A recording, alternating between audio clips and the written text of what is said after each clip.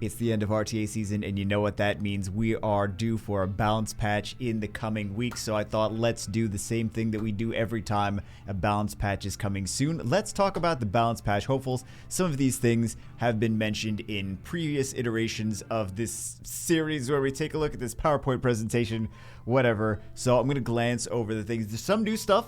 I'm going to glance over the things that we've kind of talked about way too many times before, but things like Christina just need to be in here until they actually change her. So let's get it started. Balance patch hopeful September 2022. You guys figured the first slide out.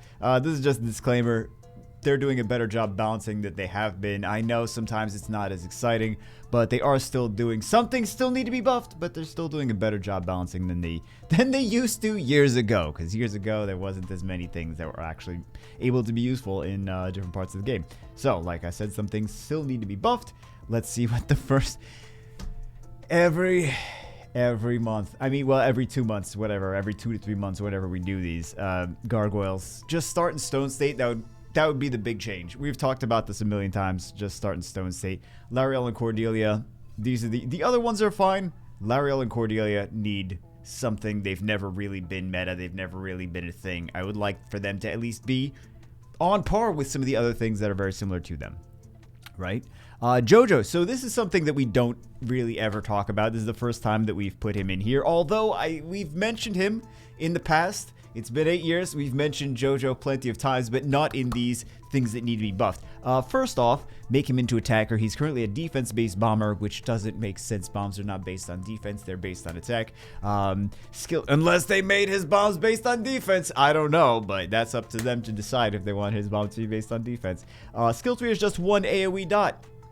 Not very exciting. Would be nice to have another debuff, either some kind of CC or more dots at the very least. I think another kind of one or two more debuffs would be potentially pretty nice on there, right?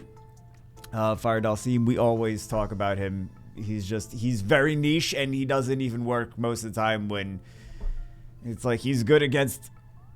You're not using him in dragon. Like, you're not using him in dragons because you're using Trekaru. You could use him against the Rika defenses. That's wonderful. You could use him against Nora defenses too, which is a little bit more valuable since Nora's around more than Rika, but generally he's very niche, and sometimes even when you think you can bring him in, he doesn't wind up working. He winds up being very lackluster and getting CC or whatever. Fuku we never talk about in these, so this is the first time I just added this Fuku slide. Would be great to add something to his passive or change the condition for its activation. I know Childish has done a bunch of videos on Fuku throughout the last 8 years, so he knows more firsthand, because I don't even bother playing with him, to be honest. I think I have one built on one account, and I'm like, it's just gonna sit there. Like, there's no reason to use him. So he just needs something else in he needs a stronger passive. I think the rest of it is fine, but he needs a stronger passive. Water 1 got very useful. Fire 1 is ridiculous.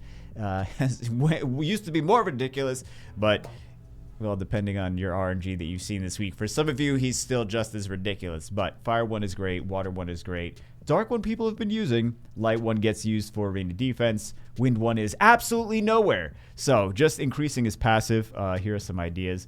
Brian and the Death Knights. I think mostly Brian. He's nowhere. I think for any of these revivers, I know we mentioned this before, but for any of these revivers, just having passive activation.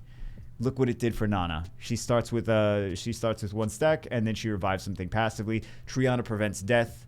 These things are meta. So I think just some passive for any of these revivers. Jin, I know we've mentioned him before. Like, we've mentioned Brian and the Death Knights before. Jin, we've mentioned before. Just 100% activation rate for his skill 3. Higher glancing activation rate would be even better, but at least the strip. At the very least, the strip. So yeah, that's that one. Lewis, oh my goodness. Passive. A lot of these, they could turn these support type units into things that passively activate.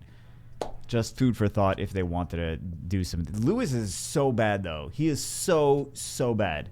So bad! I mentioned he's very, very bad. Eladriel, I think I just added this to, yeah, I just added this today. We've mentioned him before maybe not throughout the years, because in the beginning of the game, he was actually very useful. However, not really so much anymore in the Nana meta. Eladriel doesn't really he doesn't really have as much of a place. I think either, number one, there's two ideas that I had. Changes his skill 3 to activate passively upon an ally dying, or give him full attack bar when an ally dies. I think both of those could be options. So, I mean, you can use Eladriel in, like, Tartarus, but there's limited...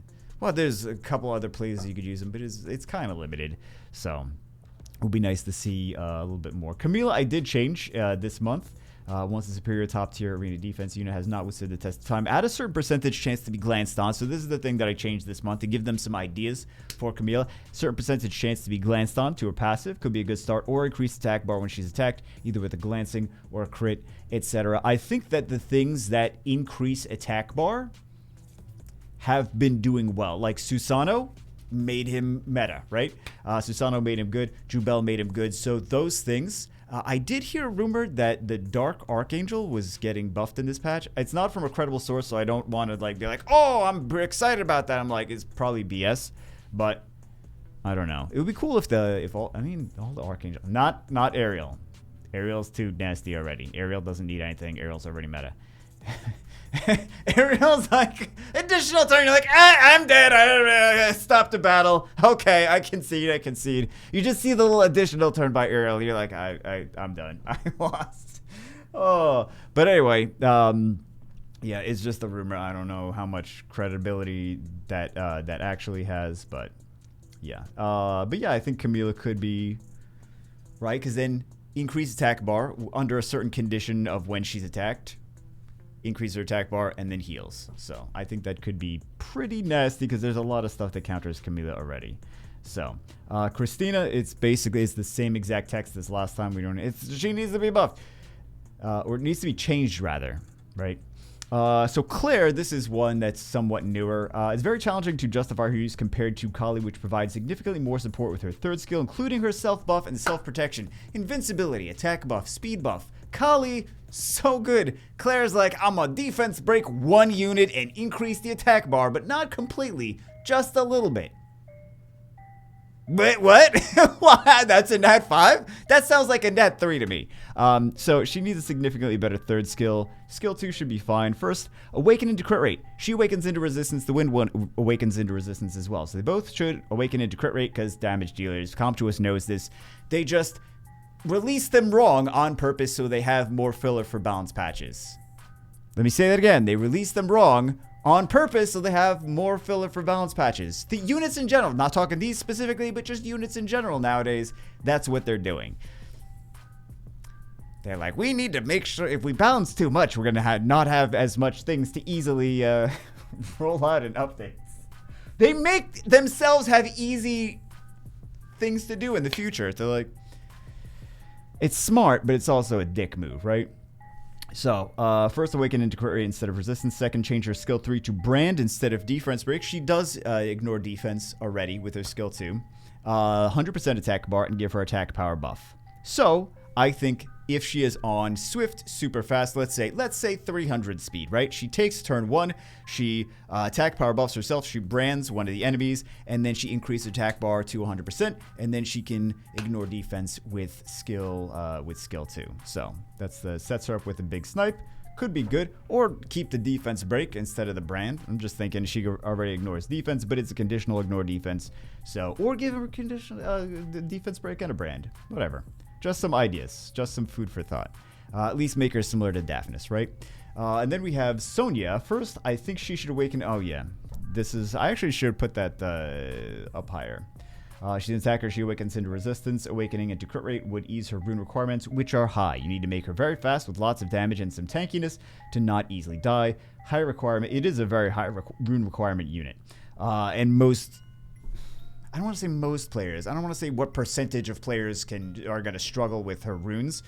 Some players struggle with runes of everything, right? Casual players that don't spend 12 hours a day farming, struggle with runes just in general on every monster regardless. They're like, I struggle with runes on Fran, I struggle with runes on Fangane, I struggle with runes on everything. So, just ease her rune requirements so people can use her more easily. I think it's more of an efficiency thing. So yeah. Doesn't need a rework, just improved efficiency for what she is, I think. I think that she could be good, just make her a better... She doesn't need a rework, just needs to be a little bit easier to use version of herself. Right? Then we have Trinity, which we keep is the same thing as last month or last 2 months ago, right? Jara, as long as she revives, that might be it. I think this is not even my idea. This is someone else. One of you guys mentioned this, and I was like, that makes sense. That's probably the easiest thing they can do to just make Jara instantly really good. Sun Zhenglo just needs 100% activation. They already increased it in a previous patch, so they may just keep increasing it. We'll see, but that would be the easiest thing. Celia, we've mentioned so many times. The more people, especially Twitch streamers that are sponsored by Count to Us, get Celia, the more they're like, hey, this thing is not working right. Yay! More people find out that she's not really working quite right anymore. And there's just so many counters. More counters to her have been introduced over the course of time that, like, the longer time progresses, the less meta Celia is. She got nerfed. Unintentional. Well, I mean, I guess, intended. I don't know why they nerf an LD5 that wasn't, like, broke. They wanted to nerf the water harp magician. So they nerfed them both because they wanted to nerf the water. And then Celia is just... that's why you don't really see Celia very much in much of anything. You can make some siege bases with Celia, but generally speaking, it's kind of like an LD4. She really does have the power level of an LD4. Aside from her base speed, which is really good, she just doesn't do enough. So, yeah. I was just using her as a damage dealer, to be honest. I'm like, crit damage Celia! This is the only way she makes sense anymore. But yeah, honestly, I don't even use her anymore. I should, just for fun, but yeah, I haven't really been using her.